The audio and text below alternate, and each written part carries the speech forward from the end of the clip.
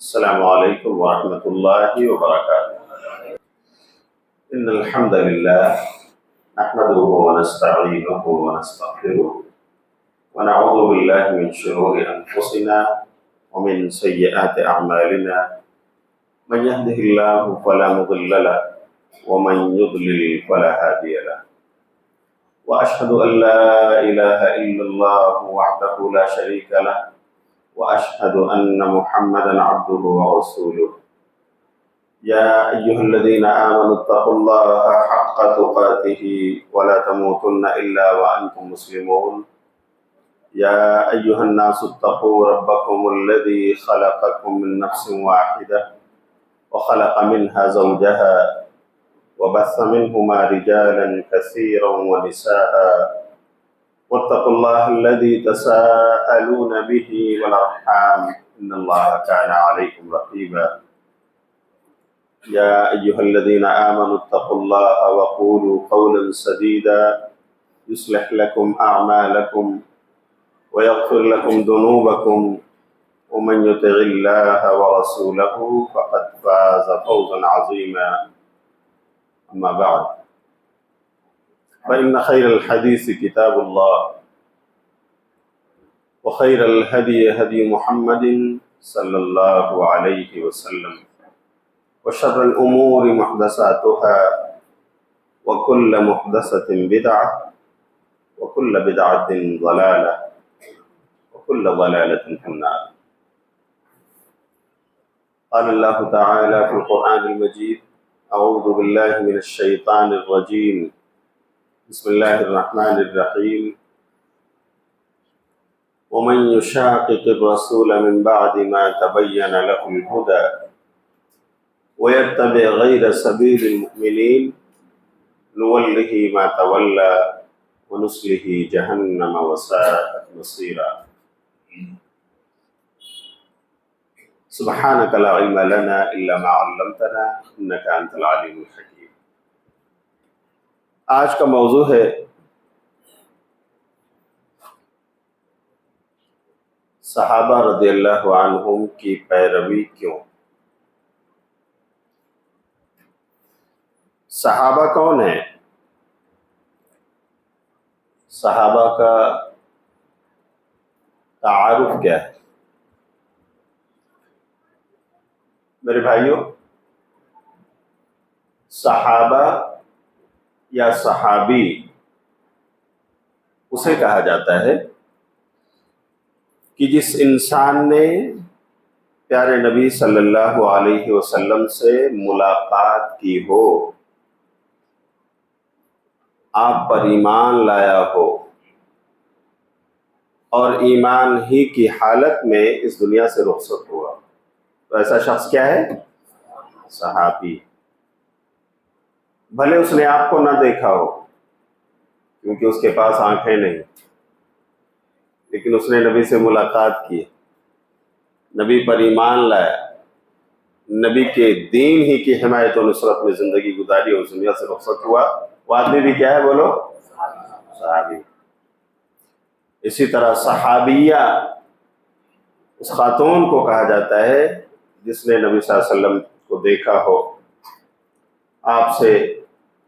آپ کے اوپر ایمان لائی ہو اور اسی ایمان پر اس کا خاتمہ ہوا ہو، تو وہ صحابیہ ہے. تو صحابہ یہ صحابی کی جمع ہے، اس جماعت کا نام ہے جس نے نبی صلی اللہ علیہ وسلم سے ملاقات کر کے آپ پر ایمان لا کر آپ کے دین ہی کی حمایت و نصرت میں زندگی گزاری اور اسی پر رخصت ہوئی. اور صحابیات خواتین کی وہ جماعت ہے جس نے نبی صلی اللہ علیہ وسلم پر ایمان کی حالت میں آپ کو دیکھا یا آپ سے ملاقات کی اور ایمان ہی کی حالت میں اس دنیا سے وہ رخصت ہوئے. تو یہ وہ عظیم ہستیاں ہیں جن کے بارے میں ہم سب کا عقیدہ اور ایمان ہونا چاہیے، اور الحمدللہ ہے کہ جماعت صحابہ اور صحابیات کا ہر فرد سب کے سب کیا ہیں؟ بولو بھائیو، سب کے سب کیا ہیں؟ جنتی. اس دنیا میں پیارے نبی نے کسی کا نام لے کر بشارت جنت سنائی ہو یا نام لے کر بشارت نہ بھی سنائی ہو، تو بھی اللہ رب العالمین نے قرآن میں اس جماعت کے جنتی ہونے کی بشارت اللہ نے سنائی۔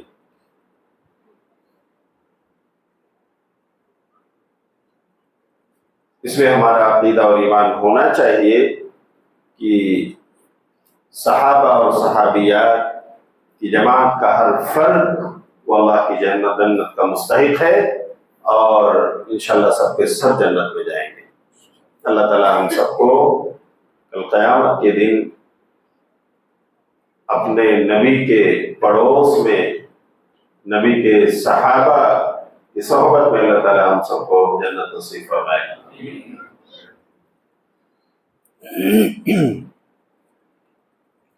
صحابہ کی پیروی کیوں؟ آپ سوچ رہے ہوں گے کہ پیروی تو پیارے نبی کی کرنی، قرآن نے نبی صلی اللہ علیہ وسلم کی اتباع اور پیروی کا حکم دیا ہے۔ یقیناً میرے بھائیوں، اسی نبی آخر الزمان رسول انسجاں حضرت محمد الرسول اللہ صلی اللہ علیہ وسلم کے براہ راست شاگرد یہ صحابہ رسول، جنہوں نے آپ سے دین کو سمجھا، آپ سے قرآن کی تفسیر سنی، اللہ کی مرضی کے مطابق اور نبی کی منشا کے مطابق جنت کی راہ پر یہ چلے، قرآن و حدیث پر عمل کیا، اور بس اللہ کو راضی کر لے گئے اور اس کی جنت کے مستحق قرار پائے۔ تو دوسرے لفظوں میں میں یہ کہہ سکتا ہوں کہ ہم نبی کی پیروی کر ہی نہیں سکتے ہیں اگر ہم نبی کے صحابہ کی پیروی نہ کریں۔ اس لیے کہ پیارے نبی صلی اللہ علیہ وسلم نے جنہیں دین سکھایا اور پریکٹیکلی جن کے سامنے آپ نے اپنے اعمال کو پیش کیا اپنے اقوال کے ساتھ، یہی جماعت صحابہ ہے، جس نے دین کے ایک ایک قول اور عمل کو، نبی کی ایک ایک ادا کو نہ صرف اپنایا بلکہ ہم امتیوں تک پہنچایا ہے۔ اس دین کے ناقلین ہیں صحابہ رضی اللہ عنہم اجمعین، اور انہوں نے آپ صلی اللہ علیہ وسلم کی تفسیر ہم تک پہنچائی احادیث کی شکل میں، آپ صلی اللہ علیہ وسلم کے بتائے ہوئے طریقے پر عمل کر کے اپنی پوری زندگی میرے بھائیوں انہوں نے اللہ کی منشا اور مرضی کے مطابق گزاری۔ تو اگر ہم نبی کی صحیح پیروی کرنا چاہتے ہیں تو ہمیں اعمال صحابہ، اخلاق صحابہ، اقوال صحابہ، ہمیں اسے بھی سیکھنا ہوگا، سمجھنا ہوگا اور اس کے مطابق عمل کرنا ہوگا، تبھی ہم سچ میں پیارے نبی صلی اللہ علیہ وسلم کی پیروی کر سکیں گے۔ اسی کو دوسرے لفظوں میں کہا جاتا ہے منہج صحابہ۔ اور میرے بھائیوں، اس کا حکم کوئی عالم، کوئی مولوی، کوئی فاضل نہیں دے رہا، کسی مفتی کے اپنے فتویٰ کا جز یہ نہیں ہے، یہ اللہ کے قرآن کا حکم ہے کہ صحابہ کی پیروی ہوگی تو جنت ملے گی، اور صحابہ کی راہ کو چھوڑ دیا جائے گا تو جنت ہاتھ سے چلی جائے گی۔ پڑھیے سورہ نساء سورۃ نمبر 4 آیت نمبر 115۔ اللہ نے کیا فرمایا؟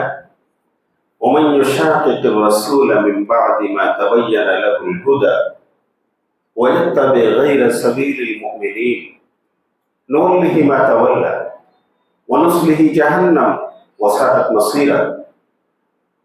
اللہ فرماتا ہے کہ جو کوئی رسول اللہ صلی اللہ علیہ وسلم سے جھگڑے گا ہدایت آ جانے کے بعد،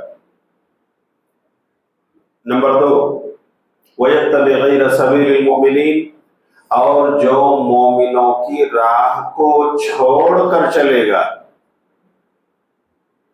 دو جرموں کا ذکر ہے تو اس کی سزا کیا ہے؟ نُوَلِّهِ مَا تَوَلَّىٰ، ہم اس کو اسی راہ پر لگا دیں گے جدھر وہ پھر گیا ہے، جس طرف وہ مڑ گیا ہے. وَنُصْلِهِ جہنم، اور پھر ہم اس کو جہنم رسید کر دیں گے. وہ ساتھ مصیرہ، اور یہ بہت برا ٹھکانہ ہے. تو آپ سوچ رہے ہوں گے اس میں صحابہ کا نام کہاں ہے؟ اس کی تفسیر مختصر سنی. اللہ نے یہ جو سزا سنائی ہے کہ ہم ایسے انسان کو جہنم رسید کر دیں گے، آخر اس کا جرم کیا ہے؟ قرآن کی آیت کی روشنی میں پہلا جرم یہ ہے کہ وہ رسول سے جھگڑنے والا ہے، یعنی رسول کے قول و عمل کے ہوتے ہوئے، رسول کی حدیث اور سنت کے ہوتے ہوئے اگر وہ یہ کہتا ہے کہ میں تو فلاں امام کو مانتا ہوں، میں تو فلاں عالم اور فاضل کے فتوے پہ عمل کرتا ہوں، یہ کہہ کر وہ نبی کی حدیث اور سنت کو اگر چھوڑ دے تو یہ نبی سے جھگڑا کر رہا ہے. کیا کر رہا ہے میرے بھائی؟ وہ نبی سے جھگڑا کر رہا ہے. تو ایک جرم تو یہ، اور دوسرا جرم قرآن کی آیت میں جس پر جہنم کی وعید سنائی ہے، وَيَتَّبِعْ غَيْرَ سَبِيلِ الْمُؤْمِنِينَ، اور جو مومنوں کی راہ کو چھوڑ کر چلے گا. تو سب سے پہلے ایمان لانے والے، اللہ کی توحید کو ماننے والے، نبی صلی اللہ علیہ وسلم کی نبوت اور رسالت پر یقین کرنے والے سب سے پہلے مومن کون ہے میرے بھائی؟ صحابہ، صحابیات. اس کی تفسیر یوں ہے کہ جو صحابہ کی راہ کو چھوڑ کر چلے گا تو اللہ کہہ رہا ہے ہم اس کو اس راہ پر پھر لگا دیں گے جس پر وہ چلا گیا ہے، اور پھر یہ راستہ اسے جہنم تک لے جائے گا جو بہت برا ہے. قرآن کی آیت یہ کہہ رہی ہے کہ صحابہ کے راہ کی پیروی کیے بغیر جنت مل سکتی، اس لیے کہ جنت کی جو راہ نبی نے بتائی صحابہ کو قرآن کے روشنی میں، اپنے احادیث کی روشنی میں، صحابہ اس پر چلے اور چل کر اللہ کو راضی کر لے گئے. تو یہی راہ تو جنت کی راہ. اب اگر ہم اس جنت کی راہ کو، صحابہ کی راہ کو چھوڑ دیں گے تو اس کا مطلب یہ ہوا کہ ہم نے جنت کی راہ چھوڑ دی، اور صحابہ کی راہ کو چھوڑ کر کسی اور راہ پر لگ جانا گویا جہنم کی، نعوذ باللہ، جہنم کی راہ پر لگ جانا ہے جو بہت برا ٹھکانہ ہے. تو اس لیے میرے بھائیوں صحابہ کی پیروی ضروری ہے، صحابہ کے منہج کا اتباع ضروری ہے. اب یہاں پر دو اور الفاظ کی تفسیر و تشریح میں کر دوں جو اس موضوع کو سمجھنے کے لیے معاون و مددگار ہوں گے. ایک لفظ ہے فہم صحابہ اور ایک ہے منہج صحابہ. ٹھیک ہے، قرآن کی آیت نے بتایا کہ صحابہ کے راستے کی پیروی ضروری ہے. نبی صلی اللہ علیہ وسلم کی حدیث بھی کہتی ہے. عرباض بن ساریہ رضی اللہ تعالیٰ عنہ روایت کے راوی، صحیح مسلم کی روایت 2676 نمبر کی حدیث ہے کہ آپ صلی اللہ علیہ وسلم نے اس جماعت کی تعریف کرتے ہوئے کہا تھا اور لوگوں کو اختلاف و انتشار کے فتنے سے بچانے کے لیے آپ نے رہنمائی کرتے ہوئے کہا تھا کہ لوگوں، ایک وقت آئے گا کہ لوگ فرقے بندیوں کا شکار ہو جائیں گے، یہ امت مختلف راہوں پر چلنے لگے گی. ایسے میں اگر تم اختلاف اور انتشار سے بچنا چاہتے ہو تو سنو تمہیں کیا کرنا ہے. فعلیکم بسنتی وسنت الخلفاء الراشدین المہدیین من بعدی. اگر اس اختلاف و انتشار سے بچ کر تمہیں رہنا ہے، دین کے اصولوں پر چلنا ہے، تو میری سنت کو تلاش کرو، اسے لازم پکڑو، اور میرے ہدایت یافتہ صحابہ خلفاء راشدین کی سنت کو لازم پکڑو اور اس پر چلو. عضوا علیہ بالنواجذ، اپنی داڑھ سے اسے پکڑ لو، یعنی مضبوطی کے ساتھ. تمسکوا بہا،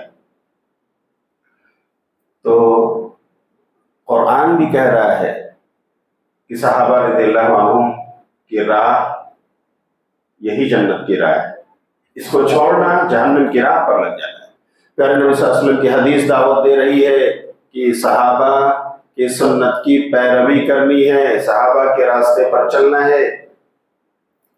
لیکن کبھی کبھار ایسا ہوتا ہے کہ میرے بھائیوں، لوگ کتاب و سنت کا نام لے کر، قرآن و فرمان رسول کا نام لے کر جب منہج صحابہ سے دور ہو جاتے ہیں، فہم صحابہ سے ہٹ جاتے ہیں، تو گمراہی آتی ہے ان کے حصے میں۔ حالانکہ وہ نام لے رہے ہوتے ہیں کتاب اللہ کا، وہ نام لے رہے ہوتے ہیں سنت رسول اللہ، لیکن کتاب اور سنت کی فہم میں وہ صحابہ کو اپنا آئیڈیل نہیں بناتا۔ تو وہاں پر منمانی تفسیر اور تعویل جب قرآن کی ہوتی ہے، صحابہ کی تفسیر کو چھوڑ کر حدیث کی منمانی تعویل و تفسیر جب ہوتی ہے، تو یہی چیزیں کبھی کبھار انسان کو گمراہی کے خندق میں لے جا کر گرا دیتی ہیں۔ اس لیے میرے بھائیوں، ان دونوں الفاظ کو بھی اچھی طرح سمجھ لو، تاکہ صحابہ کی پیروی جو ہمارے سلف ہیں، ان کا منہج کس طرح ہمارے لیے ضروری ہے گمراہی سے بچنے کے لیے، ہدایت کی راہ پر گامزن رہنے کے لیے، یہ ہمیں سمجھ میں آ سکے۔ تو فہم صحابہ جب کہا جائے،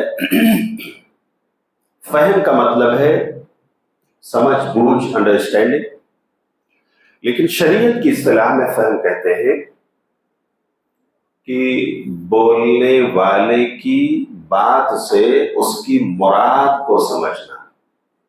جیسے اللہ کے قرآن سے، قرآنی آیات سے اللہ کی مراد کو سمجھ لینا، اور پیارے نبی صلی اللہ علیہ وسلم کے اقوال اور احادیث سے آپ کی مراد کو پا لینا، اس کا نام ہے فہم۔ تو فہم صحابہ کا مطلب کیا ہے؟ صحابہ نے جس طرح اللہ کے قرآن کو سمجھا، ہم انہی کی روشنی میں اللہ کے قرآن کو سمجھیں۔ صحابہ نے جس طرح احادیث رسول کو سمجھا اور پھر اس پر عمل کیا، ہم بھی انہی کے سمجھ کی روشنی میں اس حدیث رسول کو سمجھیں۔ یہی فہم صحابہ ہے۔ اگر ہم اس دائرے میں ہیں تو انشاءاللہ ہدایت کی راہ پر گامزن رہیں گے۔ اچھا، تو پھر منہج کسے کہتے ہیں؟ منہج کے معنی ہے چلنے کا راستہ، نہج ینہج منہجا، یہ مصدر میمی بھی ہے اور اس میں ظرف بھی ہے۔ منہج جیسے مقعد، بیٹھنے کی جگہ، سیٹ، ایسے نہجا سے منہج، چلنے کا راستہ۔ تو منہج صحابہ کا مطلب کیا ہے کہ صحابہ رضی اللہ عنہم اجمعین نے قرآن و حدیث سے جو سمجھا ہے اور جس طرح انہوں نے اس پر عمل کیا ہے،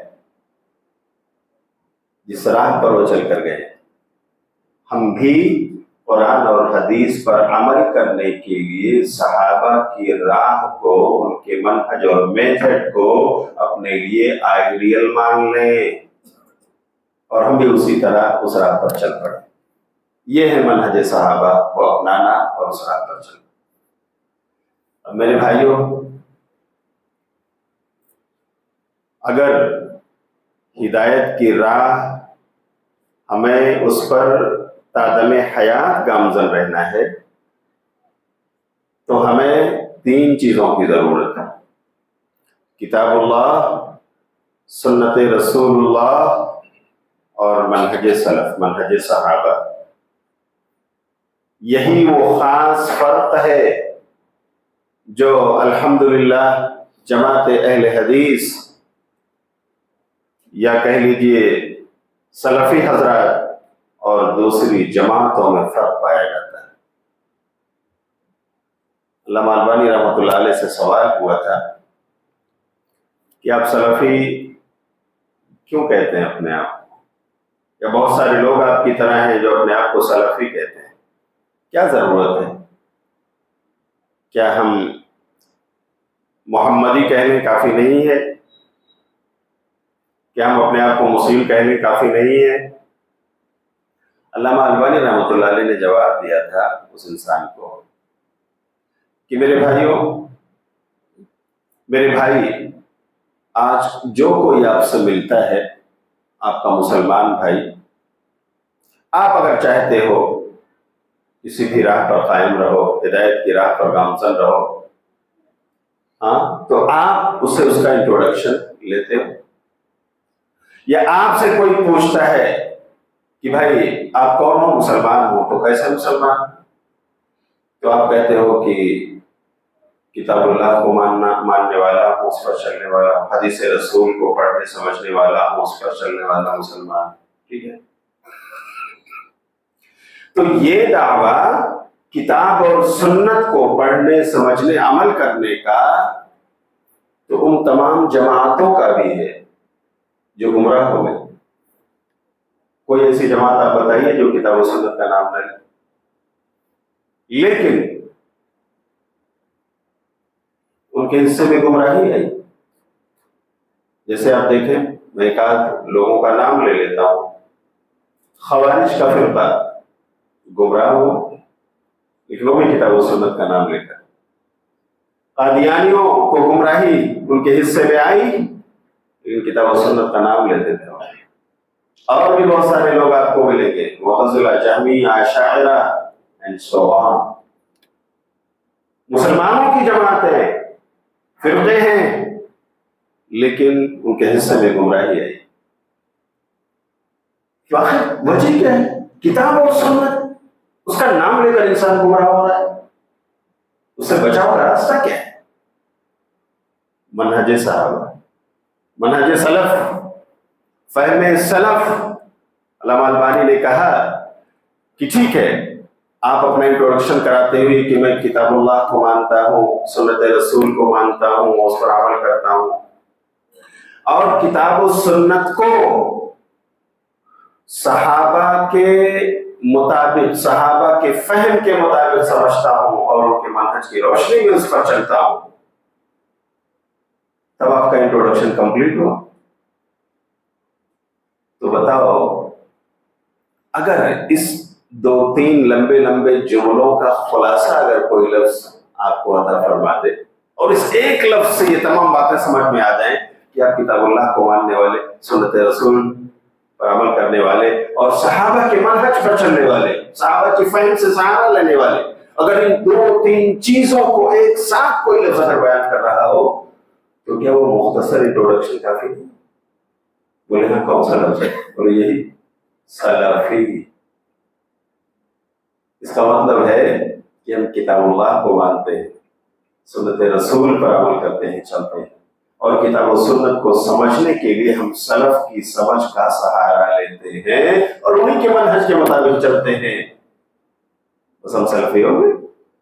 تو اتنے سارے جملوں سے نجات حاصل کرنے کا واحد راستہ یہی ہے کہ آپ سلفی بن جاؤ.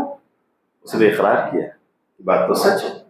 تو میرے بھائیوں، یہاں گمراہی جو گمراہ فرقوں کے حصے میں آ رہی ہے وہ منہج صحابہ سے دور جانے کی وجہ سے، فہم سلف سے ہٹ جانے کی وجہ سے. اس لیے صحابہ کی پیروی ضروری ہے جنت جانے کے لیے. اور آئیے مثال سے کچھ باتیں سمجھ لیتے ہیں. شاید ابھی تک میں نے دعویٰ کیا ہے لیکن میں نے دلیل نہیں دی کہ آخر صرف کتاب و سنت کا نام لے کر لوگ گمراہ بھی ہوتے ہیں. جی ہاں، وہ یہ ہے خوارج کی جماعت میرے بھائیوں کیسے گمراہ ہوئی؟ جس نے حضرت علی رضی اللہ تعالیٰ عنہ کا خون کیا، معاویہ رضی اللہ تعالیٰ عنہ جیسے صحابی رسول کے خون کو اپنے لیے حلال سمجھ لیا. کون سی جماعت تھی؟ مسلمانوں کی جماعت تھا. وہ گمراہ کیسے ہوئی؟ علی رضی اللہ تعالیٰ عنہ اور معاویہ کا خون حلال کیسے سمجھ لیا اس نے اپنے لیے؟ کیسے ان کو قتل کرنے کے لیے لوگوں کو بھیجا؟ اب آئیے میں یہ واقعہ آپ کو بتا دوں. مسند احمد کی ایک روایت ہے، 656 نمبر کی حدیث ہے. علامہ احمد شاکر مصری نے اس کو صحیح قرار دیا کہ جب حضرت عثمان رضی اللہ تعالیٰ عنہ کی شہادت کے بعد لوگوں نے علی رضی اللہ تعالیٰ عنہ کے ہاتھ پر بیعت کی، آپ کو اپنا خلیفہ مانا، تو اس وقت حضرت معاویہ رضی اللہ تعالیٰ عنہ نے بیعت نہیں کی، اور اس کی وجہ مختصراً یہ تھی کہ معاویہ رضی اللہ تعالیٰ عنہ کہہ رہے تھے کہ عثمان کو شہید کرنے والے لوگ آپ کے ساتھ ہیں، اور عثمان میرے چچا زاد بھائی، نمبر 1، عثمان میری بہن نائلہ کے شوہر ہیں، میرے بہنوئی بھی ہیں، نمبر 3، عثمان وہ میرے بادشاہ اور حاکم، میں ان کی طرف سے 4 بڑی ریاستوں کا اکیلا گورنر، میرا یہ حق بنتا ہے کہ میں عثمان کے خون کا بدلہ مانگوں، قصاص۔ تو علی رضی اللہ عنہ، آپ مجھے ان بلوائیوں اور سوائیوں سے قصاص دلوا دیجئے یا ان کو ہمارے حوالے کر دیجئے، اور بس میں آپ کے ہاتھ پر بیٹھ کر لوں۔ علی رضی اللہ تعالیٰ عنہ کہتے رہے کہ معاویہ ابھی حالات ایسے نہیں، حالات آپ دیکھ رہے ہو کہ تمام تر بچاؤ کے باوجود میں اور میرے بیٹے حسن اور حسین، میرا گھرانہ عثمان کو بچانے میں لگا رہا، پھر بھی ان بلوائیوں نے شہید کر دیا۔ یہ حالات ایسے نہیں ہیں کہ میں ان کو آپ کے حوالے کر سکوں یا میں ان سے بدلہ دلوا سکوں، انتظار کرو۔ لیکن جب ان کو بدلہ نہ ملا، قصاص نہ ملا، تو انہوں نے بیعت نہیں کی۔ آخر 35 ہجری سے لے کر 40 ہجری تک امیر معاویہ رضی اللہ تعالیٰ عنہ اور علی رضی اللہ عنہ کے درمیان جھڑپ ہوتی رہی، حتیٰ کہ جنگ صفین بھی ہوئی، جسے ہم سب جانتے ہیں۔ جنگ صفین جیسا واقعہ بھی رونما ہوا۔ بالآخر معاویہ رضی اللہ تعالیٰ عنہ بھی حالات کو دیکھ رہے تھے، اور علی رضی اللہ تعالیٰ عنہ بھی اچھی طرح سے ان کو احساس تھا کہ ہم دونوں کی اس جنگ میں ہمارے اپنوں کا خون بہ رہا ہے، تو آخر اس کے لیے کوئی حل ہونا چاہیے۔ تو علی رضی اللہ تعالیٰ عنہ نے معاویہ کو لکھا، کیسا ہے معاویہ، ہم حکم رکھ لیتے ہیں، اپنی طرف سے آپ کوئی حکم رکھے ہو، ہم بھی اپنی طرف سے چن لیتے ہیں، اور یہ مسئلہ قرآن و حدیث کی روشنی میں ان حکموں کی موجودگی میں حل کر لیتے ہیں، تاکہ امت کا خون مزید نہ بہے۔ اس کا نام ہے مسئلہ تحکیم۔ اچھا، جیسے ہی معاویہ رضی اللہ تعالیٰ عنہ کے اس خط کا، لیٹر کا پتہ چلا لوگوں کو کہ معاویہ کے پاس لیٹر گیا ہے اور علی مسئلہ تحکیم قائم کر رہے ہیں، حکم بنا کر صلح کرنا چاہتے ہیں، تو کوفہ ہی کے تقریباً 8000 لوگ، 8,000 کے الفاظ ہیں حدیث مسند بن احمد، 8000 لوگ مقام حرورہ پر نکل کر آ گئے، اور ان کو بلانے والا کون تھا؟ ابن القوا الخطیب، اس زمانے کا ایک بڑا اسپیکر، ایک خطیب، اور کہہ لیجئے کہ زبان کا ماہر ابن القوا تھا۔ اس نے لوگوں میں یہ بات پھیلا دی کہ لوگوں دیکھو، علی حکم بنا رہے ہیں، معاویہ کی طرف سے حکم کو طلب کیا گیا ہے، ہم کسی کے حکم کو نہیں مانتے، اس لیے کہ اللہ قرآن میں کہتا ہے، کیا کہتا ہے؟ ان الحکم الا للہ، کہ حکم صرف اللہ کا چلے گا۔ تو اب نہ علی کی مانی جائے گی، نہ معاویہ کی، نہ ان کی طرف سے چنے ہوئے حکم کی، مانیں گے ہم تو صرف اللہ کی۔ میرے بھائی، یہ بات سننے میں کتنی اچھی لگ رہی ہے، اچھی لگ رہی ہے نا؟ قرآن کا حوالہ دیا اس نے۔ جانتے ہیں یہ آیت کہاں کی ہے؟ سورہ یوسف، سورۃ نمبر 12، آیت نمبر 67۔ اس نے کہا حکم صرف اللہ کا چلے گا، یہ اللہ نے قرآن میں کہا۔ تو اب نہ علی کا حکم مانیں گے ہم، نہ معاویہ کا، اور نہ ان کے حکم کا۔ تو لوگوں نے خروج کیا، نکل کر چلے آئے، مقام حرورہ پر جمع ہوئے اور لام تان کرنے لگے۔ حدیث کے الفاظ ہیں، یہاں تک انہوں نے کہا کہ علی آپ اس قمیص سے باہر آ گئے ہو جو اللہ نے آپ کو پہنا دیا تھا، خلافت کی قمیص سے باہر آ گئے. اللہ اکبر. آپ قابل لعن طعن ہو. اس طرح سے خروج کے لیے 8,000 لوگ جمع ہو گئے، اور ابن القوا قرآن کی آیت پڑھ رہا ہے اور ان کو مس گائیڈ کر رہا ہے، مس انٹرپریٹ کر رہا ہے، قرآن کا سہارا لے رہا ہے. میرے بھائیو، اب یہاں میں پوچھتا ہوں کہ اس نے علی رضی اللہ تعالیٰ عنہ جو جنتی صحابی، بولو ہے یا نہیں ہے؟ معاویہ رضی اللہ تعالیٰ عنہ ہمارے عقیدے کے مطابق قرآن کی روشنی میں وہ صحابی ہیں، کاتب وحی، وہ بھی جنتی ہے، بولو ہے کہ نہیں ہے؟ ان کے خلاف اس نے خروج کیا اور اتنی بڑی تعداد 8,000 کو اس نے اکسایا کہ اب یہ ان کا حکم ماننا ہمارے لیے ضروری نہیں رہا، ہم تو صرف اللہ کا قرآن کا حکم مانتے ہیں. خروج کر دیا. یہ بات جب حضرت علی رضی اللہ تعالی عنہ نے سنی، وہاں تک بات پہنچی، تو آپ نے اپنا قاصد بھیجا اور لوگوں کو بلایا کہ لوگوں آؤ، ہم اس مسئلے میں آپ سے بات کرنا چاہتے ہیں. لیکن جو بھی آئے وہ اپنے ساتھ قرآن اور مصحف لے کر کے آئے. بہرحال بہت سارے لوگ گئے، ان کے ہاتھ میں قرآن تھا، مصحف تھا. وہاں پر بیٹھے علی رضی اللہ تعالیٰ عنہ کے بعد علی رضی اللہ تعالیٰ عنہ نے بھی اپنے لیے ایک مصحف منگایا اور سامنے رکھا اور کہا، اے مصحف تو ان کے درمیان صلح کر دے. اے مصحف تو ان کے درمیان صلح کر دے. آپ مصحف کو آواز دے رہے ہیں.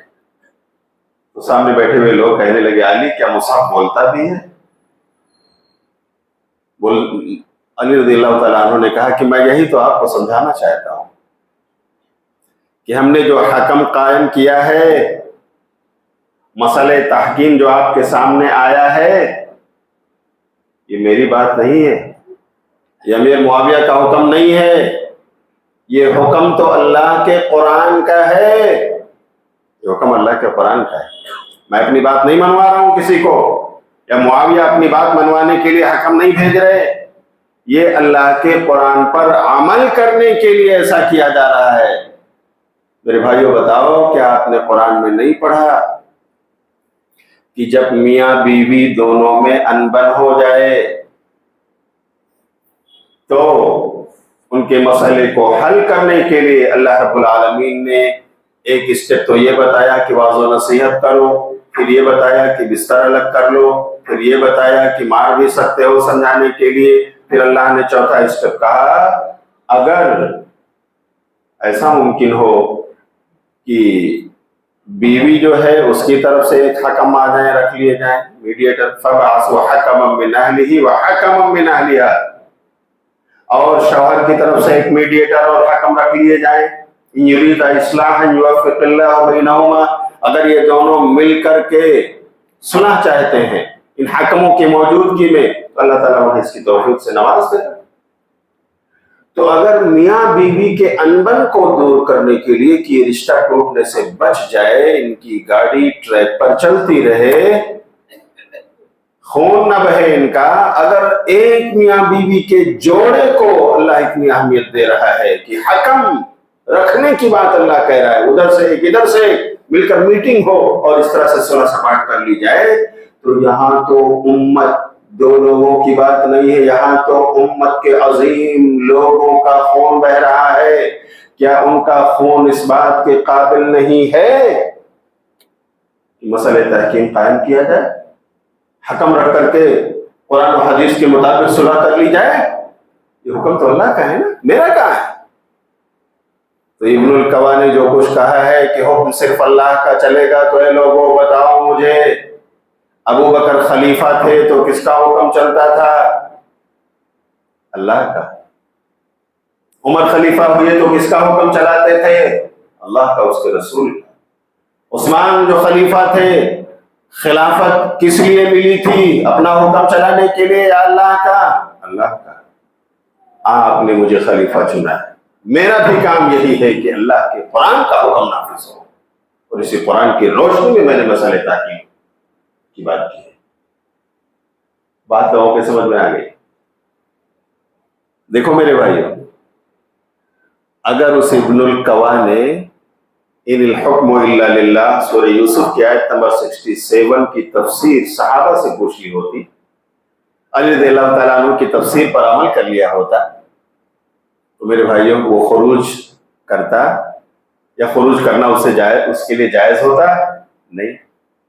सहाबा के मनहज पर आ जाता, कुरान अच्छी तरह समझ लेता, लेकिन सहाबा की फहम को छोड़ दिया, फहम सहाबा, उनके अंडरस्टैंडिंग से सहारा नहीं लिया उसने, इसीलिए वो मनहज से दूर चला गया और मनहज से दूर जाकर उसने कुरान की मनमानी तफसीर की और इसी को लेकर तमाम लोगों में इसी को फैला दिया कि अली और मुआविया का हुक्म नहीं मानेंगे, मानेंगे तो अल्लाह का हुक्म मानेंगे, कुरान में यही है, हालांकि खलीफा रसूल हजरत अली वो अल्लाह ही का हुक्म नाफिज कर रहे हैं। जानते हैं फिर क्या हुआ? हजरत इब्न अब्बास रज़ियल्लाहु ताला अन्हु को अली रज़ियल्लाहु अन्हु ने भेजा कि जाओ मकाम हरूरा में जहां इब्नुल कवा ने लोगों को जमा किया है और उनको कुरान की तफसीर सही सही बता दो। इब्न अब्बास रज़ियल्लाहु ताला अन्हु उस वक्त हयात थे, वो गए, जाकर उन्होंने उस मजमे में तकरीर की और इनिल हुक्मु इल्ला लिल्लाह, हुक्म सिर्फ अल्लाह का चलेगा, इसका सही माना बतलाया कि नबी ने क्या समझाया है, कुरान में अल्लाह क्या कहता है, खलीफा किसका हुक्म नाफिज करते हैं, अपना या अल्लाह का।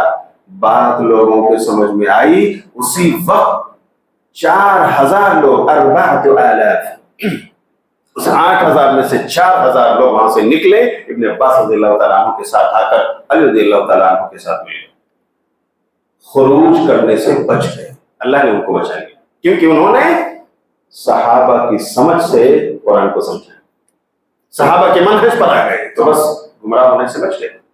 इसके बावजूद 4000 लोग मकाम हरूरा में डटे रहे और खुरूज उनके मुकद्दर में आया और उन्होंने कुरान की आयत का हवाला लेकर मेरे भाइयों अपने इस गुमराह अकीदे की तायीद की कि हम तो अल्लाह का हुक्म मान रहे हैं, हुक्म सिर्फ अल्लाह का चलेगा। आप देखिए, अल्लाह ने ये तो कुरान में कहा है कि अल्लाह ताला इसी के जरिए कुछ लोगों को हिदायत देता है, बहुत सारे लोग इसी से गुमराह हो जाते हैं। तो कौन से लोग गुमराह होते हैं? वही लोग जो कुरान को सलफ के मुताबिक नहीं समझते, जो सहाबा की फहम का सहारा नहीं लेते, जो नबी की तफसीर आपने सहाबा को बताई थी नबी ने, जो उसकी रोशनी में कुरान को नहीं समझना चाहते, ये कुरान उनके लिए गुमराही का जरिया बन जाता है। तो उसके बाद क्या हुआ? ये 4000 लोग और इनका साथ देने वाले, उन्होंने मीटिंग की और कहा जब हुक्म सिर्फ अल्लाह का चलेगा तो अब अली और मुआविया ये हमारे खलीफा नहीं रहे, हमारा इनसे कोई ताल्लुक नहीं, और नाउज़ बिल्लाह अब इनका खून हमारे लिए हलाल है। एक कातिल को तैयार किया और कहा तुम अली के लिए जाओगे, उनका सफाया करो। दूसरे को भेजा मुआविया के पास और कहा तुम जाकर मुआविया का काम तमाम करोगे। कौन लोग थे ये? अपने आप को मुसलमान कहने वाले, किताब और सुन्नत का नाम लेने वाले, लेकिन उन्होंने अली रज़ियल्लाहु ताला अन्हु जैसे आशरे मुबश्शरा के एक फर्द को, उसके खून को उन्होंने अलग समझ लिया। जैसे बड़ा गुमराह कोई हो सकता है? मुझे बताओ मेरे भाई। आखिर जो हजरत अली को कत्ल करने गया था वो अपने मकसद में कामयाब हो गया। मुआविया को जो कत्ल करने निकला था इन्हीं का फर्द खारिजी, वो गया तो पकड़ा गया। मुआविया रज़ियल्लाहु ताला अन्हु ने उसे कैफर किरदार तक पहुंचा दिया, उसके अंजाम तक पहुंचाया। तो मेरे भाइयों, सोचने की बात यह है कि खवारिज जैसी जमात सहाबा के वक्त में वजूद में आई और किताब और सुन्नत का हवाला देकर वजूद में आई। आखिर कैसे गुमराह हुई? किताबुल्लाह का नाम लेकर गुमराही उसके हिस्से में कहां से आई? उसका जवाब यही है कि वो फहम सलफ से दूर हो, मनहज सहाबा से उन्होंने इन्हिराफ किया और इसीलिए वो गुमराह हुए। मेरे भाइयों, हिदायत की राह पर गामजन रहने का रास्ता क्या है? किताबुल्लाह और सुन्नत रसूल को किसके मुताबिक समझा जाए? सहाबा के मुताबिक समझा जाए, और जिस तरह वो समझकर इस पर चले हैं, जो उनका मनहज रहा है, उसी मनहज को अपनाया जाए। यही सिरात मुस्तकीम पर गामजन रहने का रास्ता है। اور اگر منمانی تعویلات اور تفسیرات ہوں گی، صحابہ کی سمجھ کو چھوڑ دیا جائے گا، تو آج کل دیکھیے کوئی انجینئر صاحب ہیں، وہ بھی حدیثوں کی منمانی تفسیر و تعویل کر رہے ہیں، نعوذ باللہ، امیر معاویہ کو مورد الزام ٹھہرا رہے ہیں۔ امیر معاویہ کے تعلق سے ایسا کچھ انہوں نے کہہ ڈالا کہ آج ہمارے نوجوانوں کے طبقے میں صحابہ کرام کے تعلق سے شکوک و شبہات ان کے دلوں میں بھر گئے۔ لیکن ہمارے نوجوان کہتے ہیں میں تو فالوور ہوں۔ نوجوانوں، ہوش کے ناخن لو، ہوش کے ناخن لو۔ منافقین کی زبان بھی اتنی شیریں تھی کہ اگر وہ بولتے تو سننے والا سنتا رہ جائے۔ قرآن نے کہا ہے، قرآن نے ان کے چد زبانی کی تعریف کی ہے۔ تو کسی کا صرف اچھا اسپیکر ہو رہا، کسی کا صرف قرآن آیات یا حدیثوں کا حوالہ دے دینا، جس کے پاس منہج نہ ہو، منہجیت نہ ہو، جو نہ جانتا ہو کہ صحابہ اور صحابیات کی عظمت کیا ہے، ان پر کیچڑ اچھالنے کا حق ہمیں کیسے پہنچتا ہے، جسے اس بات کا شعور نہ ہو، آخر اس کے فالوور بن کر ہم کون سے ہوشیاری کا کام کر رہے ہیں؟ ہوش کے ناخن لو، علماء کرام سے جڑو۔ آخر جب تم بلڈنگیں بناتے ہو تو ظاہر سی بات ہے کسی سول مینیجر کو آپ جا کر کے انجینئر کو بلاتے ہو، دیکھتے ہو، اس کے ایکسپرٹیز کا سہارا لیتے ہو، کسی آرکیٹیکٹ کو جا کر پکڑتے ہو، اس سے نقشہ بنواتے ہو، اور جب بیمار ہوتے ہو کہتے ہو تکلیف ہے، مجھے ہارٹ ڈیزیز ہے، تو جا کر اس کے اسپیشلسٹ کو پکڑتے ہو اور ہارٹ اسپیشلسٹ کے پاس جا کر کے اسے دکھاتے ہو، اور آپ کو سکون ملتا ہے۔ جب علم دین کی بات آتی ہے، قرآن اور حدیث کو سمجھنے کی بات آتی ہے، تو وہاں پر آپ انجینئر کے پاس جاتے ہیں، آپ کے پاس کتاب و سنت کے ایکسپرٹس نہیں ہیں، علماء کرام نہیں ہیں، مجھے بتاؤ ذرا اس کا جواب دو میرے جوانوں۔ اور اگر ایسا ہے کہ واقعی اس دین کو اس کے ایکسپرٹ سے سیکھنا چاہیے، اور قرآن نے یہی کہا ہے کہ جاننے والوں کے پاس جاؤ، ان سے پوچھو، علماء سے زیادہ قرآن کی سائٹ کا مصداق کون ہو سکتا ہے؟ تو آپ علماء حق سے جڑو، قرآنی آیات اور احادیث کے فہم میں ان سے سہارا لو، منہج سلف کو اپناؤ، اسے سمجھنے کی کوشش کرو، ورنہ منمانی تعویلات اور تفسیرات میں جاؤ گے تو یہی کتاب و سنت کا نام لیتے رہ جاؤ گے اور گمراہی تمہارے حصے میں آئے۔ قادیانی کیسے گمراہ ہوئے؟ قادیانیوں کی جماعت کے بارے میں تو آپ سب جانتے ہیں کہ تمام جماعتوں نے متفقہ طور سے یہ ٹھپا لگایا ہے کہ یہ لوگ اسلام سے بولو خارج ہیں۔ کیوں خارج ہیں؟ مرزا غلام احمد قادیانی نے نبوت کا، رسالت کا دعویٰ کیا، ٹھیک ہے، اور ہم سب کا متفقہ عقیدہ جو قرآن اور حدیث سے ہمیں ملا ہے، فہم سلف سے ہمیں ملا ہے، فہم صحابہ سے ہمیں ملا ہے، وہ یہ ہے کہ پیارے نبی صلی اللہ علیہ وسلم محمد رسول اللہ صلی اللہ علیہ وسلم وہ آخری نبی ہیں، آخری رسول ہیں، آپ کے بعد کوئی نبی اور رسول آنے والا نہیں، اور اگر کوئی آتا ہے دعویٰ کرتا ہے تو وہ کذاب ہے، جیسے مسیلمہ کذاب تھا، وہ کذاب ہے جیسے سجاح بنت حارث کذاب تھی، وہ کذاب ہے جیسے اور دوسرے لوگ نبوت کے دعوے دار نکلے، اور ابو بکر صدیق رضی اللہ تعالیٰ عنہ نے انہیں کے فریق کردار تک پہنچایا، مختلف ادوار میں صحابہ نے ان کا قلع کما کیا، اور اس طرح سے امت کو ان سے نجات دلائی۔ تو میرے بھائیوں، قادیانی نے کیسے نبوت کا دعویٰ کیا اور اتنے لوگ کیسے فالوور بن گئے؟ اب آپ سن لیجیے، اس نے قرآن کا سہارا لیا، کیونکہ قرآن سے ہٹ کر کوئی اسے مسلمان ہی نہیں مانتا، تو اسے پوچھا گیا کہ بھائی کیا دلیل ہے آپ کے پاس؟ تو اس نے کہا قرآن میں ہے، اس کی گنجائش ہے۔ کہا کیسے؟ کہا دیکھو اللہ قرآن میں فرماتا ہے ما كان محمد ابا احد من رجالكم ولكن رسول اللہ وخاتم النبیین۔ یاد جانتے میرے بھائیو، سورہ احزاب کی سورۃ نمبر 33 آیت نمبر 40، اس نے کہا کہ اللہ قرآن میں کہتا ہے کہ محمد صلی اللہ علیہ وسلم تم میں سے کسی مرد کے باپ نہیں ہیں، لیکن یہ تو اللہ کے رسول ہے اور نبیوں کے نگینہ ہیں، ایک ترجمہ یہ، دوسرا ہے نبیوں کے خاتم ہیں، خاتم کی بجائے خاتم، یہ بھی ایک قرت ہے، کیا آخری نبی ہے یہ؟ تو اس نے کہا دیکھو نا، قرآن میں ہے کہ یہ آخری نبی ہے، لیکن قرآن میں یہ نہیں ہے کہ یہ آخری رسول ہے۔ اس کا مطلب یہ ہے کہ رسالت کا سلسلہ اب بھی باقی ہے، ان کے بعد بھی کوئی دوسرا رسول ہو سکتا ہے۔ دیکھیے کہاں سے شوشہ نکالا اس نے، قرآن کی آیت سے۔ لیمین سننے والا جسے قرآن اور عربی زبان کے قواعد نہ معلوم ہو، جو فہم صحابہ اور منہج صحابہ سے واقف نہ ہو، وہ تو کہے گا نا کہ بات تو صحیح ہے، یہاں خاتم النبیین ہے، خاتم الرسول نہیں ہے۔ تو اس نے قرآن کی منمانی تفسیر و تعویل کی اور اس نے کہا کہ میں رسول ہوں، رسالت کی گنجائش آج بھی موجود، میرے بعد بھی کوئی آ سکتا ہے، نعوذ باللہ من ذالک۔ لیکن کاش اس نے بتایا ہوتا کہ نبی نے اس کی تفسیر صحابہ کو کیا بتائی، اور صحابہ نے کیا سمجھا۔ صحابہ نے تو یہی سمجھا تھا نا جو صحیح مسلم کی روایت میں ہے، آپ صلی اللہ علیہ وسلم نے فرمایا لو کان بعدی نبی لکان عمر، میرے بعد اگر نبوت کا سلسلہ ہوتا تو عمر نبی ہوتے، لیکن میں کون ہوں؟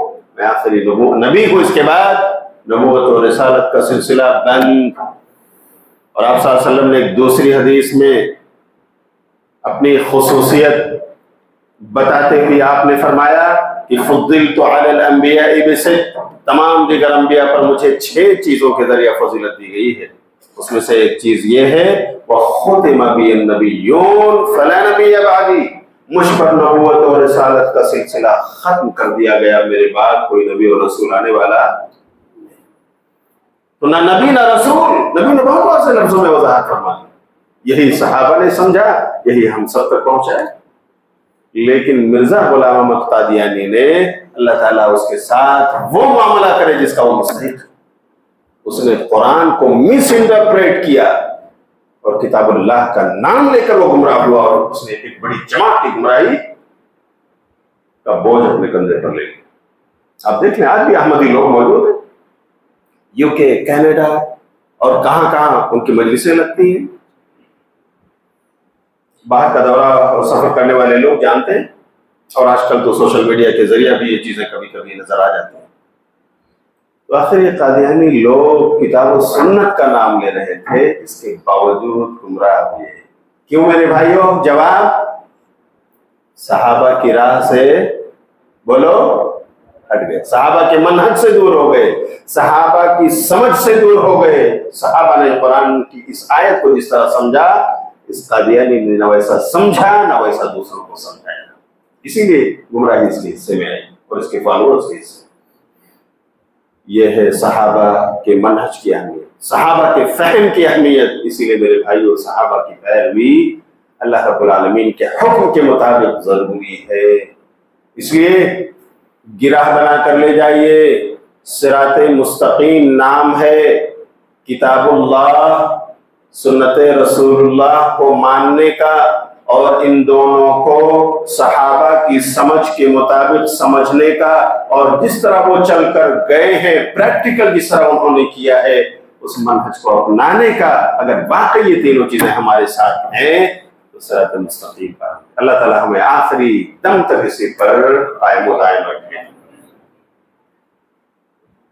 مثالیں بے شمار ہیں، اگر میں لیکن ٹھیک ہے 10 منٹ اور ہے، میں آپ کو موجودہ زمانے کی چند مثالیں دے دوں، مثالیں دے دوں، بہت قریب سے آپ دیکھ رہے ہیں کچھ جماعتیں۔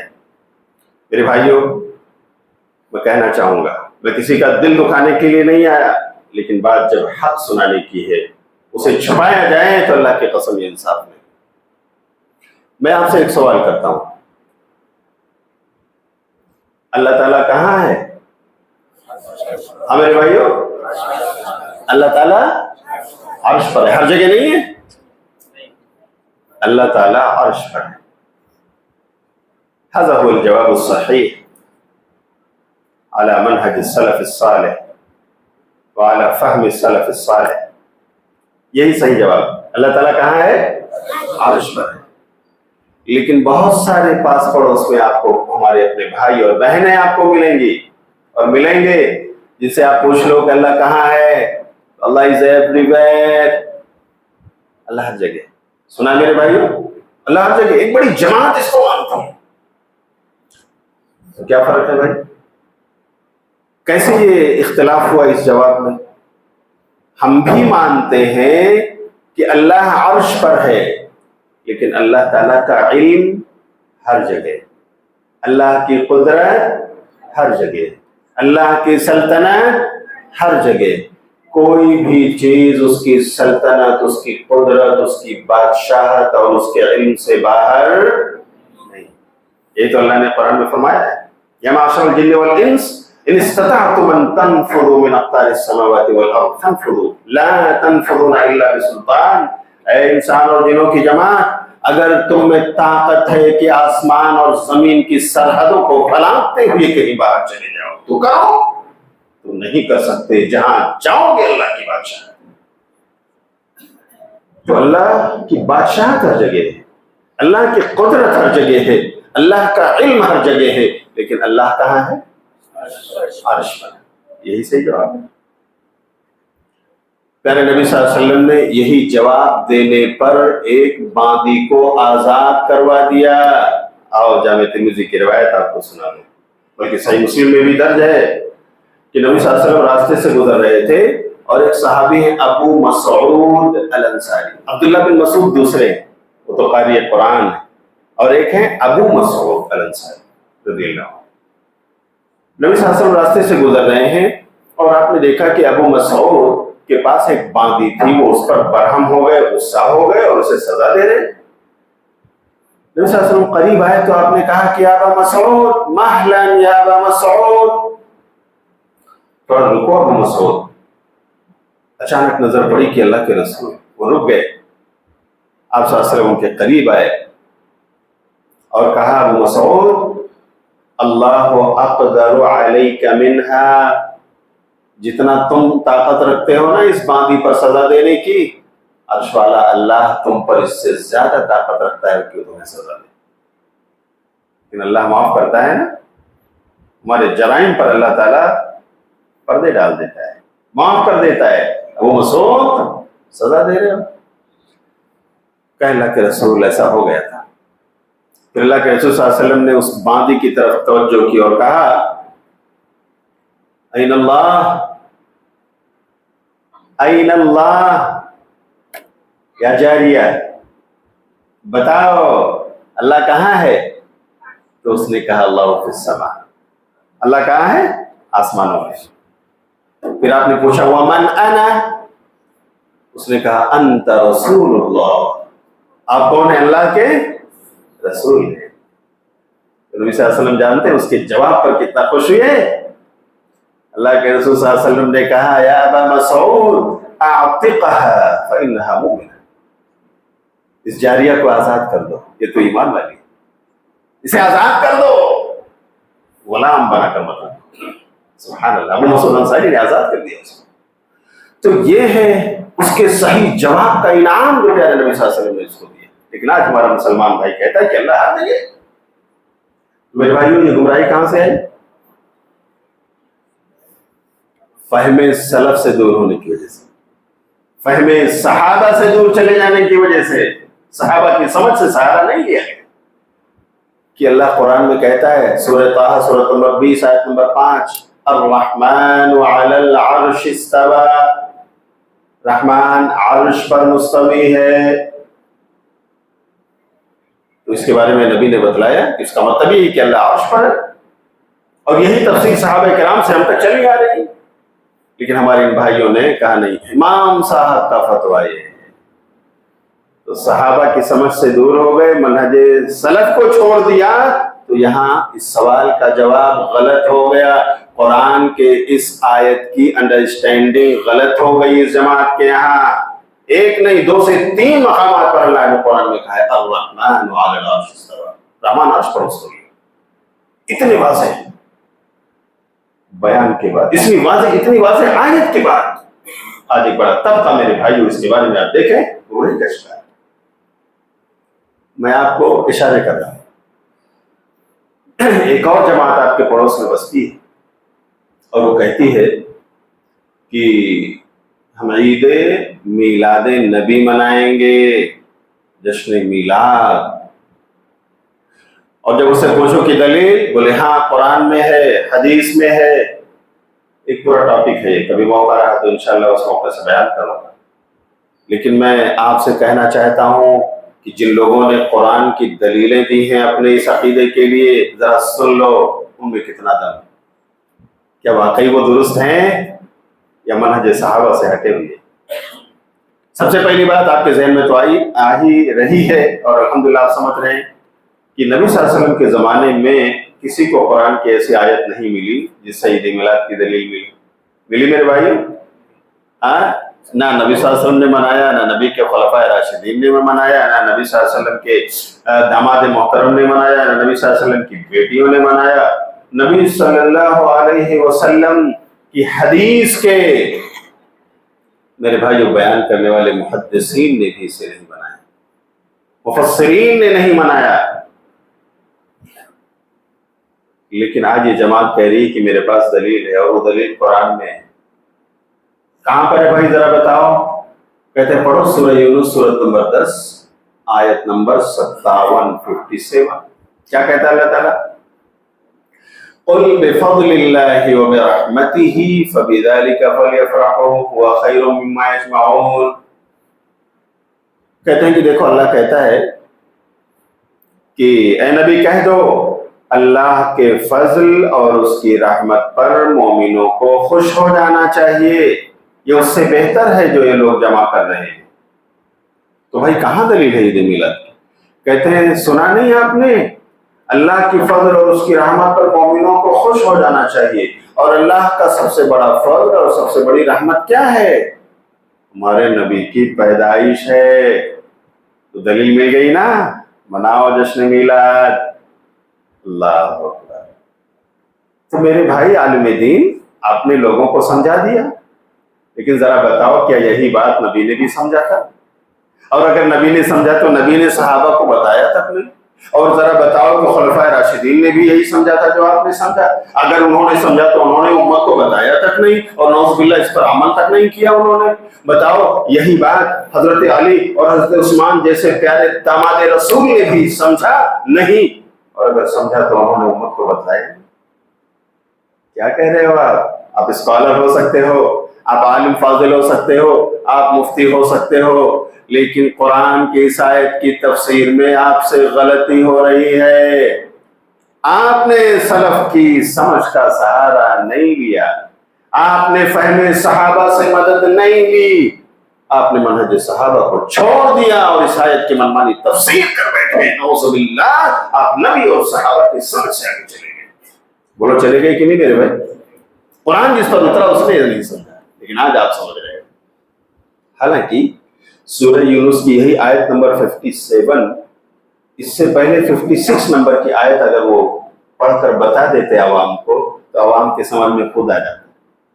اس آیت میں کیا ہے میرے بھائیو؟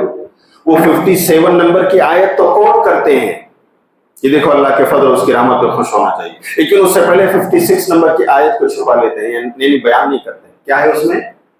یا ایھا الناس قد جاءتکم موعظۃ من ربکم وشفاء لما في الصدور وهدى ورحمة للمؤمنين قل بفضل الله وبرحمته فبذلك فليفرحوا هو خير مما يجمعون. تو آیت نمبر 56 کا ترجمہ سن لیجیے. اس میں اللہ کہتا ہے یا ایھا الناس، اے انسانوں، قد جاءتکم موعظۃ من ربکم، تمہارے پاس تو تمہارے رب کی طرف سے نصیحت والی بات آ چکی ہے. نصیحت والی بات کیا ہے میرے بھائی؟ کیا ہے بولو؟ نصیحت والی بات قرآن مجید. موعظۃ من ربکم وشفاء لما فی الصدور، وہ جس میں شفا ہے سینے کی بیماریوں کے لیے، قرآن ہے نا. وہدی ورحمۃ للمؤمنین، اور جو سراپا ہدایت ہے اور رحمت ہے مومنوں کے لیے. یہ تعریف اللہ کر رہا ہے قرآن کی. کس کی تعریف کر رہا ہے؟ قرآن کی تعریف کر رہا ہے. اس کے بعد والی آیت میں कुल बिफज़लिल्लाह व बिरहमतिही, तो नबी कह दो कि अल्लाह का फजल है, उसकी रहमत है, तो इस रहमत और फजल पर मोमिनों को खुश हो जाना चाहिए। सुभान अल्लाह। इस आयत का जवाब उसी कुरान को, लेकिन उन्होंने छुपा लिया इसको। तो मेरे भाई, इस तरह से किताबुल्लाह और सुन्नत रसूल का नाम लेकर अल्लाह की कसम जमातें गुमराह हो रही, अफराद गुमराह हो रहे। वजह फहमे सहाबा से दूर जाकर, मनहजे सहाबा से हटकर ये गुमराही उनके हिस्से में आ रही। तो आइए, इस तकरीर का खुलासा ये है कि सहाबा की पैरवी, उनकी फहम और उनके मनहज की पैरवी जरूरी है, और ये अल्लाह का हुक्म है। इसलिए किताबुल्लाह और सुन्नत रसूलुल्लाह के साथ हमारी जो स्पेशलिटी है वो है फहमे सहाबा, मनहजे सहाबा, मनहजे सलफ। हम इसको लेकर चलेंगे, इस पर कायम रहेंगे, और कुरान और हदीस को हम इन्हीं के मुताबिक समझेंगे, और जैसा ये अमल करके गए हैं उसी राह पर हम भी चलते हुए जाएंगे, और इंशाअल्लाह यही राह जन्नत हो जाएगी। अल्लाह ताला हम सबको सहाबा किराम का सही मानों में इत्तिबा करने की तौफीक अता फरमाए, कि उनकी इत्तिबा ही असल में कुरान और हदीस की इत्तिबा है, और जो कुरान और हदीस की सही इत्तिबा कर ले गया बस उसके लिए जन्नत है। अल्लाह ताला हम सबको इसी सिरात मुस्तकीम पर तादम हयात गामजन रखे। आमीन। व आखिरु दावाना अनिल हम्दुलिल्लाहि।